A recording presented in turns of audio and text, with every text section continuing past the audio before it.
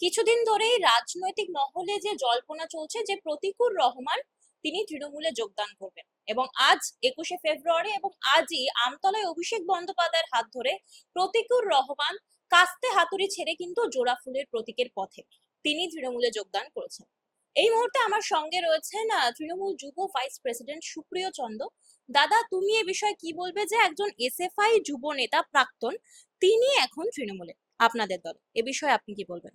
একজন ভিন্ন মতাদর্শের ছাত্র রাজনীতি করা ছেলে এবং ভিন্ন একটা মত থেকে সে একটা পরিচিতি পেয়েছে এবং সেই পরিচিতিটা কোনোভাবেই তার বংশানুক্রমিকভাবে বা অর্থ সম্পদে বা খারাপ দিকে নয়, মানে সে নোটোরিয়াস আকারে নয়, বরং কার্যত তার কাজের নিরিখে, সাংগঠনিক দক্ষতার নিরিখে, লড়াকু ইমেজের উপর ভিত্তি করে এই পরিচিতি থাকায় একটি ছেলে সে আমাদের দলে এসছে এবং কার্যত আমাদের চেয়ে সিনিয়র এবং ছাত্র রাজনীতি করা ছেলে, এটা আলাদা করে খুশির বিষয়। ফলে নিশ্চিতভাবে আমরা হয়তো খুশিই হব, এতে তো আমাদের কোনো অপ্রাপ্তি নেই, বরং প্রাপ্তিই আছে। তো প্রাপ্তি যোগে যেরকম মানুষ খুশি হয়, যেরকম যে কোনো সংগঠন লাভবান হয়, আমি আশাবাদী যে প্রতিকুর রহমান তার যোগদানে নিশ্চিতভাবে দক্ষিণ চব্বিশ পরগনা জেলায় এবং ছাত্র রাজনীতির আঙিনাতেও স্বাভাবিকভাবেই তৃণমূল কংগ্রেস আরো শক্তিশালীই হবে। মোহাম্মদ সেলিমকে এ বিষয়ে যখন প্রশ্ন করা হয়, তিনি একেবারে সরাসরি স্পষ্ট বলেন যে সন্তান হারানোর মতন এটাও একটা যন্ত্রণা। বাজে কথা। মোহাম্মদ সেলিম প্যাথোলজিক্যাল লায়ার এবং কার্যত আদ্যপান্ত একজন কমিউনাল লোক, সাম্প্রদায়িক লোক। তিনি বামফ্রন্টের মধ্যে থাকা সিপিএম সর্ববৃহৎ দল, সেই দলের পার্টি সেক্রেটারি হওয়ার কোনো যোগ্যতাই তার মধ্যে কার্যত নেই। যদিও এটা আমাদের বলার বিষয় নয়, তাদের ব্যাপার, তাদের ধরা মাছ সে মানে লেজে কাটবে না মুড়োয় কাটবে তাদের বিষয়, এ আমাদের ব্যাপার নয়। কিন্তু সিপিএম শুধু নয়, আমরা মনে করি যে সমাজতন্ত্রের লক্ষ্যে, কারণ সমাজতন্ত্র তো একমাত্র তার মৌরসি পাট্টা বা ঠিকাদারি সিপিএম এর নয়। ফলে সমাজতন্ত্র, যে সমস্ত ছেলেমেয়েরা আজকে ধর্মনিরপেক্ষতার জন্য রাজনীতি করে, সাম্প্রদায়িকতার বিরুদ্ধে থেকে রাজনীতি করার চেষ্টা করে, তাদের মধ্যে তো একটা বড় অংশ বামপন্থী ছাত্র রাজনীতির আমাদের যারা শরিক, আমাদের যারা বন্ধু, তারাও তো আছেন, তারা ভিন্ন মতাদর্শের হলেনই বা। কিন্তু তারপরেও তাদেরকে ভুল পথে ক্রমাগত চালনা করা, তাদেরকে ক্রমাগতভাবে জীবনকে টক্সিক করে দেওয়া, যাকে আধুনিক পরিভাষায় বলে, এবং সব অর্থে একজন আদ্যন্ত টক্সিক মানুষ হচ্ছেন এই মোহাম্মদ সেলিম। এর আগে ঋতব্রততার কেসেও আমরা দেখেছি তার ভূমিকা, আমরা প্রতিকুর রহমানের ক্ষেত্রেও তার ভূমিকা দেখলাম। আবার উল্টো দিকে এটাও সত্যি যে হুমায়ুন কবিরের সাথে তার আগ্রহের ক্ষেত্রে, আব্বাস সিদ্দিকীর সঙ্গে তার আগ্রহের ক্ষেত্রে তার যে হিডেন ইন্টেনশন, এবং সেটা শুরু হয়েছে কার্যত আজকের থেকে নয়, যখন তিনি উত্তর কলকাতায় সাংসদ হিসেবে প্রতিদ্বন্দ্বিতা করেছিলেন সেই সময় থেকে। তারপর আমাদের রায়গঞ্জে প্রতিদ্বন্দ্বিতা করেছিলেন, তখনও সাম্প্রদায়িক রাজনীতি করেছেন। ফলে বামপন্থার নামে মেকি বামপন্থা এবং এই প্রগতিশীলতার নামে যে এই অন্ধ ভণ্ডামি, এই ভণ্ডামির একেবারে সার্থক প্রতীক যদি কোনো পশ্চিমবঙ্গের রাজনীতিতে আধুনিক সময় থেকে থাকেন, তার নাম মোহাম্মদ সেলিম।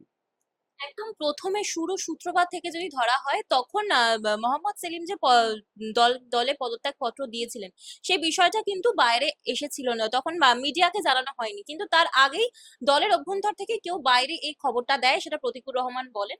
এবং দলের ভিতরে কি কোনো কারণে, রাজনৈতিক দ্বন্দ্বের কারণে কি প্রতিকুর রহমান তৃণমূলে এখন?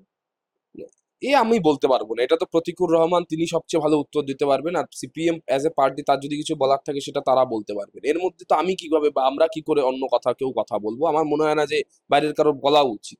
আমাদের কথাটা এই জায়গায় যে যে অভিযোগগুলো উঠছে তাদেরই পার্টির মধ্যে থেকে, কালকে অবধি প্রতিকুর রহমান পদত্যাগপত্র গৃহীত হওয়ার আগে অবধি রাজ্য কমিটি মেম্বার ছিলেন, আমি যদি ভুল না করি। ফলে তাদের পার্টির মধ্যে থেকে যে প্রশ্নগুলো উঠছে, আমরা রাজনীতির ছাত্র হিসেবে, আমরা রাজনৈতিক কর্মী হিসেবে সেই প্রশ্নগুলোকে আমরা গুরুত্ব দিয়েও দেখছি, গুরুত্ব দিয়ে অনুধাবন করছি। যে এই প্রশ্নটা কিন্তু আমরা দেখছি যে হঠাৎ করে ওঠা কোনো প্রশ্ন নয়, একটা সাডেন কোয়েশ্চেন্স নয়। এই সাডেন বাঞ্চ অফ কোয়েশ্চেন্স এর বদলে এই প্রশ্নগুলো একটা রেগুলার রিপিটেড কোয়েশ্চেন্স কিন্তু বারবার করে উঠে আসছে, যেটার মূল মুদ্রা বা মূল যে জায়গাটা, সেটা হচ্ছে ভণ্ডামি। আজকে অভয়া মঞ্চের নামে বা অভয়ার আন্দোলনের সময় রাত রাত দখলের ডাক বিভিন্ন ক্ষেত্রে হলো, বাম বাম শরিক দল, বামপন্থী বিভিন্ন সংগঠন, তারা কার্যত পুরো ভাগে থেকে সেই নেতৃত্ব দিলেন। আমরা কি দেখলাম? যারা নেতৃত্ব দিলেন তার 70% এই মহিলা নির্যাতন, নারী নির্যাতন বা অবমাননাকর বিভিন্ন বিষয়, শ্লীলতাহানি, এমনকি কিছু কিছু ক্ষেত্রে সরাসরি অভিযোগ রয়েছে এমন দাগি লোক, দাগি আসামি, তারা কার্যত তার পুরো ভাগ, অর্থাৎ ভণ্ডামি।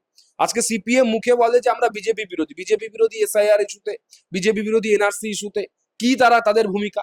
তাদের একটার পর একটা সংসদীয় রাজনীতির বিভিন্ন যে ইস্যু, সেই ইস্যুতে আজকে সিপিএম এর কোনো ভূমিকা নেই, কিন্তু মুখে বলছে যে তৃণমূল বিজেপি সেটিং, কংগ্রেসের ওই দোষ, কংগ্রেসের সঙ্গে জোটটা রাখতে পারেনি। ফলে সার্বিকভাবে সিপিএম মুখে যা বলে আর হাতে যা করে, সামনে যা করে, দুটো হেল অ্যান্ড হেভেন ডিফারেন্স। এই জিনিসটা প্রতিকুর রহমানরা যুগে যুগে বারবার প্রশ্ন করে গেছেন। প্রতিকুর রহমান আজকে একটা নাম, গতকালকের নামটা সৈফুদ্দিন চৌধুরী ছিল, তার আগের নাম, ওই সময়ের নামটা অনেক ক্ষেত্রে সুভাষ চক্রবর্তী ছিলেন, অনেক ক্ষেত্রে সমীর পুততুণ্ড ছিলেন, মাঝে অনেক একটা সময় আমাদের দোলা সেন, পূর্ণেন্দু বসু, তারাও ভিন্নতর বাম রাজনীতির প্রশ্নে এই প্রশ্নগুলো করেছেন। এই প্রশ্নগুলো একটা সময় ঋতব্রত বন্দ্যোপাধ্যায় করেছেন।